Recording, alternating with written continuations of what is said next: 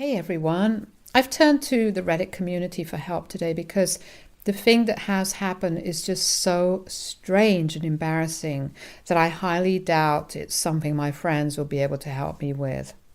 My family and I aren't on speaking terms right now, so this is the only place I can think of to ask for help. I, 29, female, have been living with my stepsister, 36, female, for the past 9 weeks because her house is much closer to my new workplace and the commute is much easier. I was going to look for an apartment there, but my stepsister herself suggested that I move in with her because she could do with some company. My stepsister is a really sweet person and recently got divorced from her husband of 4 years after she found out that he'd been cheating on her. The divorce came through about a year ago, and since then she's been living by herself, so she invited me to move in. My mother, 47, female, got married to my stepfather, 60, male, about 6 years ago after 2 years of dating, and that's how my stepsister and I became friends. We've always been close, even while our parents were dating. We'd even made a pact that even if they didn't end up together, we'd still keep in touch because we'd really taken a liking to each other. I'm referring to her as my stepsister for the sake of the post, but honestly, we've always felt connected to one another like we were real sisters all along. It sounds dramatic, but it's true. And we've even had discussions about it in the past, so I know that even she felt the same way about me and considered me her little sister. So moving in with her seemed like a good idea to both of us, and it was quite fun while it lasted. I'd also noticed that for the last 3 weeks or so, my stepsister had been using her phone a lot and refused to go anywhere without it, which was weird because she hadn't been this obsessed before. I'd also occasionally find her smiling or even giggling at her phone while she texted away, so I knew that she must have been talking to someone. I wanted to ask her about it, but I found myself to be a little too busy initially since I just started working at my new office and they'd already given me a pretty big client to handle. So with work, I didn't have the time to sit and gossip with my stepsister. It'd be straight to work, then back home after when I'd just have dinner and then crash. But 2 weeks ago, I had a really bad cold and decided to take a day off to recover at home. Coincidentally, my stepsister had also been feeling a little under the weather that day and decided to come back home early. We ordered soup and decided to watch some movies, and while we were on the couch, her phone vibrated again, and she picked it up to start chatting again. I took that opportunity to finally ask her about her special guy. And she seemed surprised that I knew it was a guy without her even telling me about it. But of course, she'd been smiling and giggling like crazy, so it just had to be someone she was interested in. After a few minutes of teasing and her hesitating, she finally confessed that she'd downloaded a dating app a couple of months ago. She hadn't had much luck on the app for the first few weeks, but then she matched with this older man who was just the perfect guy for her. She gushed about this mystery man of hers for a while, and then told me that she'd been dying to tell me, but didn't because she was skeptical of what I'd think of her if she told me that she was on a dating app even less than a year after her divorce. In fact, not just me, but she hadn't told anyone at all because she was afraid people wouldn't like it. So I instantly switched to my supportive mode and tried to make her feel less embarrassed of her decision because after all, she deserved to be happy. Her ex-husband had remarried already, so it didn't feel fair that she still had to be embarrassed about trying to move on. I told her that all she should have cared about was her own happiness and peace of mind and to screw what everyone else thought, and that seemed to help. It was all going so well until she showed me the picture of the guy she'd been talking to. The picture of the guy she showed me was a spitting image of my estranged father who'd cut us all off and left to live in Europe about a decade ago. It was the same face, same eyes, just a little older now. than he was back then, but I could still recognize his features. He'd listed his age as 45 on the app, but I knew that he must be around 50. And I could just feel it in my heart that this must be him. There was no way my stepsister could have known that she'd matched with my father, because we never had any photos of him at our house, thanks to my mother's orders. She loathed his very existence and had collected all the photos that he was in, put them in a box, and either threw them out or kept them somewhere I'd never be able to find them. Neither of my parents was very keen on social media either, so there were hardly any pictures of my dad online anyway. After he left, he became completely untraceable online, and I never posted any pictures without my dad on social media, because I was a teenager and it'd just be too uncool for me. So eventually we ended up with 0 pictures of him, and my stepdad and stepsister only knew him by name but not his face. And that's why my stepsister couldn't recognize my dad. He hadn't even told my stepsister about his past and was pretending to be someone else altogether. Fake names and the works. My parents got divorced when I was just 9 years old, but they shared joint custody of me. They'd had me when they were really very young and inexperienced, and decided to get married only out of obligation, but had no real love for one another. To them, this was just a college fling that went on a little too long, but despite that, they put up with each other for my sake. Unfortunately, they'd fight literally every single day over petty things and irrelevant topics, and I found myself wishing that they were divorced instead, because that's how bad those fights were. It kind of put me off marriage for the rest of my life, if I'm being really honest. When they did decide to file for divorce, I was relieved that they were finally separating. The next couple of years went by pretty easily because I'd alternate between living with my parents. I'd say I was equally close to both of them, and even though they hated each other, they made sure not to speak badly of one another when they were around me, and never attempted to use me against the other. 10 years passed this way, and then a couple of months before my 19th birthday, I think, my dad suddenly told me that he'd received an offer to work in Venice, and it would require him to travel a lot. It also paid well, and he decided to go for it because now I was older and he didn't feel the need to stick around for my sake anymore. I wasn't too thrilled about it, but I said that I'd be okay with it nevertheless. He moved to Europe a couple of weeks later, and I was there to see him off at the airport along with my grandparents, where he promised to come back home at least once every year to meet me. But as you guys all know by now, that never happened. He moved and then cut me off entirely. No calls, no texts, no social media contact either. He probably either blocked me or deactivated his already pretty inactive accounts on social media, and even stopped his friends and family back here from speaking to me. So everyone he knew cut me and my mother off, and we never found out what happened to him after he moved to Europe.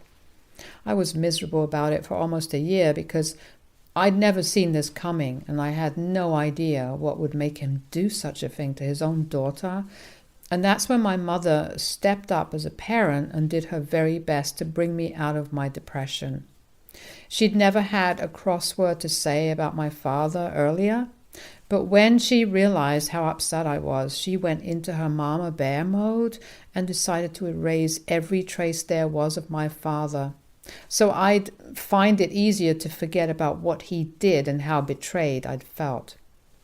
It did kind of help me, but I wouldn't recommend this to everyone trying to deal with an estranged parent.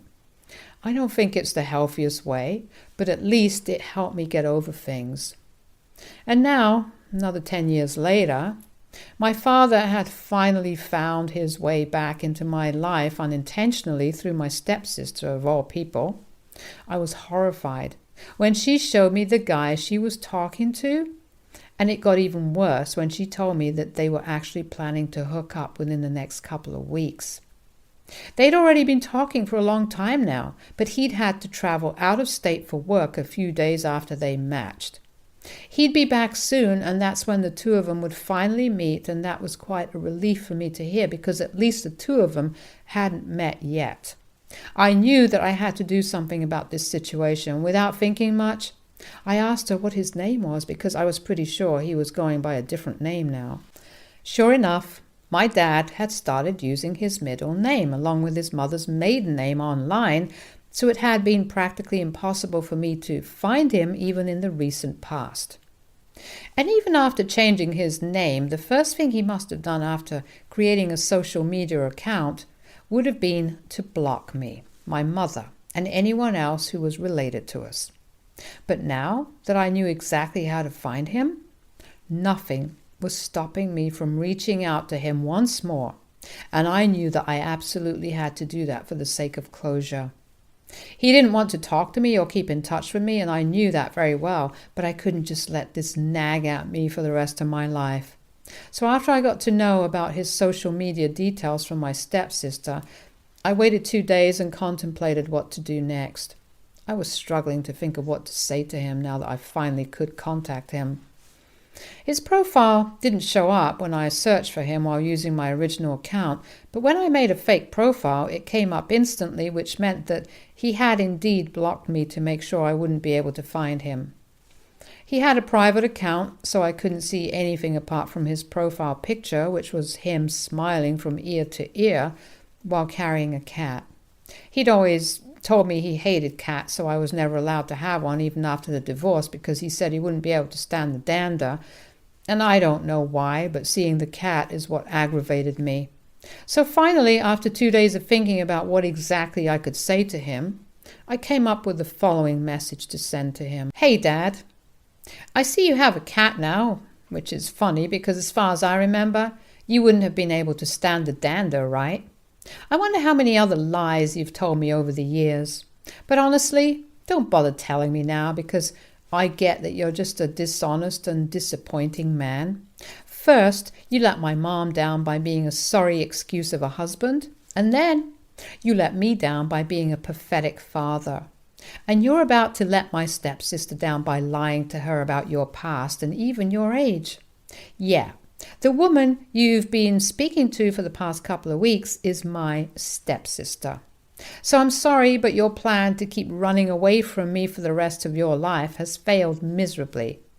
I hope you're never, ever happy again because you don't deserve it. You deserve all the pain you caused me multiplied twice. And now you can disrespectfully go to hell. Goodbye. I sent that message through, and when I did, I finally felt so relieved because I felt like I'd been holding it all in for ages, and now I could finally let it all go. I felt relieved, I felt satisfied with what I said, and most importantly, I felt really light and good about what I'd done because this had finally given me some sense of closure. But now I think I really messed up by going ahead and talking to him without even speaking to my mother or my stepsister first. I really, really wished I would have spoken to her before I said anything to him, but I truly didn't know how to bring this up with her at all. It just felt so awkward that I went back to work the very next day so that I wouldn't have to talk to her, and spent most of my day at work because I had no idea how I could even talk to her about any of this without breaking her heart. She'd been talking about how much she liked this guy already, and now she'd been looking forward to their first date for ages now. It was just so awkward and horrifying for me. I believed that my dad would just back off and my stepsister never would get to know.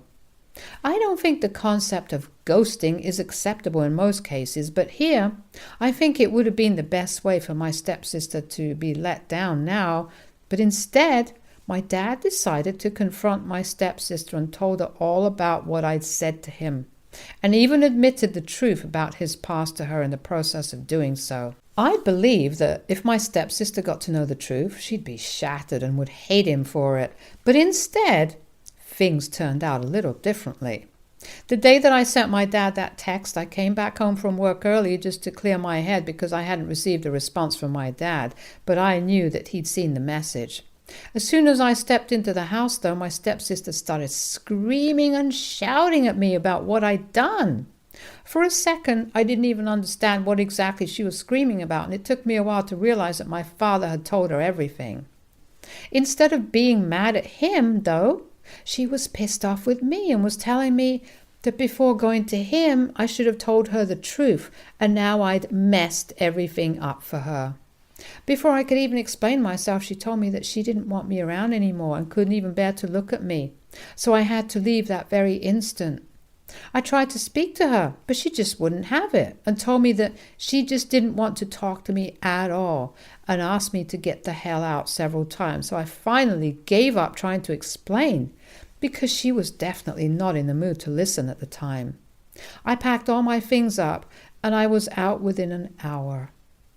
I lived at a hotel for the next couple of days, and then moved to a friend's house to stay with her instead, until I found an apartment, which wouldn't be possible at such short notice. I haven't exactly been in touch with my stepsister since that last conversation, and she's blocked me everywhere, so I couldn't reach out to her online either. I did hear from my mother a couple of days back, but even she thinks that what I did was messed up, and that I should have talked to them before just going ahead and doing whatever I wanted to. She sounded disappointed in me, and I feel like crap because of what happened. But honestly, I think they're not even thinking about what I went through. I understand my stepsister went through a lot with her divorce because her husband cheated on her, and when she finally seemed to be connecting well with the guy she liked, he turned out to be her stepmom's ex-husband. That can't be easy. But I don't think it's fair to take it all out on me instead either. My mother is also keeping her distance from me because she needs time to process the fact that her ex-husband had been talking to her stepdaughter. And I'm the one who's somehow being cast aside, and it feels unfair to me. I don't mean to sound like I'm whining, but it's been several days and I've been trying my very best to get both of them to talk to me again. My mother hasn't blocked me yet, but she hasn't been responding to me either. And my stepsister blocked my original account, but hasn't blocked the other ones I made specifically to talk to her. It's a little stalkerish, but I just want them to forgive me because I was afraid that if I gave them space, then I'd never hear from them again. 2 days back, I tried to text my stepsister and even used a different number for it. I apologized to her yet again for everything that had happened and asked her to talk to me just once so I could explain my side of the story. And she finally did respond to me, but it wasn't what I'd thought she'd say. She told me that I was selfish to the very core and that she should have known that I wasn't capable of thinking of anyone apart from myself. She even brought up what I'd said to her back when she'd first told me about her being on a dating app, how I'd said that she shouldn't care about anyone but herself and put her own happiness first.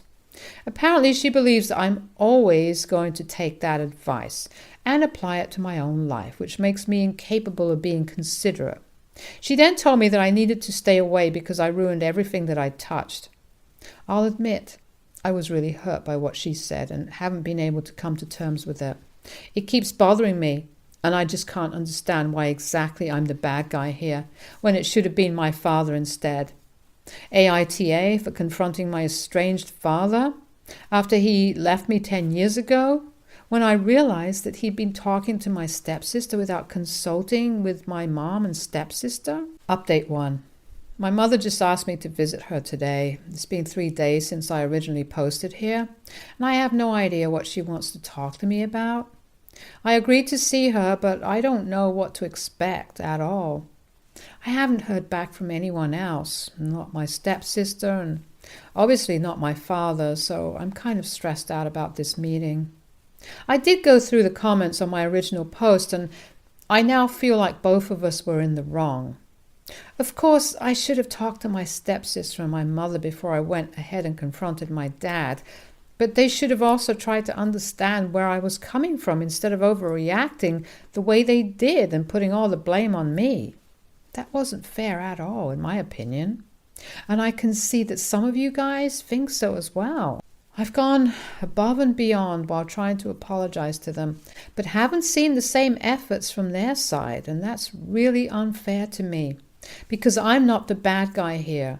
My father is, but he's just getting off completely scot-free. I'm still going to talk to my mother because I want to know what she has to say about this.